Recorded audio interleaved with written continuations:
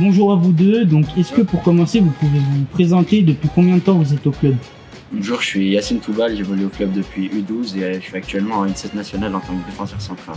Bonjour, je m'appelle Evan, je suis en U17 nationale et ça fait 2 ans que je suis au club. Est-ce que vous pouvez nous dire ce qui vous a le plus marqué dans votre formation à Loup-la-Duchère?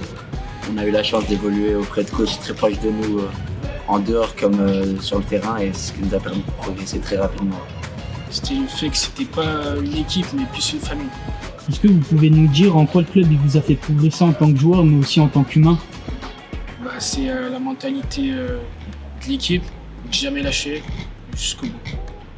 On a eu la chance d'avoir un coach très compétent cette année qui est Habib Sizban, il était très fort tactiquement. Il nous a permis d'avoir un bloc compact tout au long de l'année, ce qui nous a permis de ramener des victoires même à l'extérieur et chez des clubs professionnels. Est-ce que vous pouvez nous dire les valeurs que vous avez apprises au club et que vous allez garder avec vous?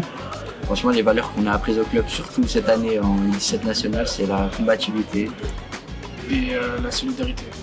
Est-ce que vous pouvez nous dire quels ont été les meilleurs souvenirs que vous avez eus avec le club de Loup-la-Duchère? Les voyages et les super beaux souvenirs là-bas. Les bons moments qu'on a passés à l'hôtel, les matchs qu'on a gagnés à l'extérieur. Le retour dans les bus, on a fait la fête, tout ça c'était vraiment bien. Vous avez fini deuxième de votre poule juste derrière la SSE, devant des clubs comme l'OL, Monaco ou Nice. Est-ce que vous pouvez nous dire ce que vous retenez de la saison? Franchement, c'est historique. On a fini deuxième dans ce championnat. On a laissé notre marque. C'est en gros une première en U17 nationale qu'on finit deuxième. On est arrivé deuxième grâce à notre équipe. On a été, je vais me répéter encore une fois, mais on a été soudés tout au long de l'année. On n'a pas lâché, on s'est encouragés. Personne ne croyait en nous au début de l'année. Et au fur et à mesure de l'année, tout le monde pensait qu'on allait descendre, surtout au début d'année quand on a perdu les 4 premiers matchs. Et après, on a fini deuxième. On était les seuls à y croire. Qu'est-ce qui, selon vous, a fait votre force tout au long de l'année dans votre groupe? C'est les différentes qualités des joueurs, que ce soit individuel, collectif, qui nous a permis d'évoluer dans un bon terme tout au long de l'année.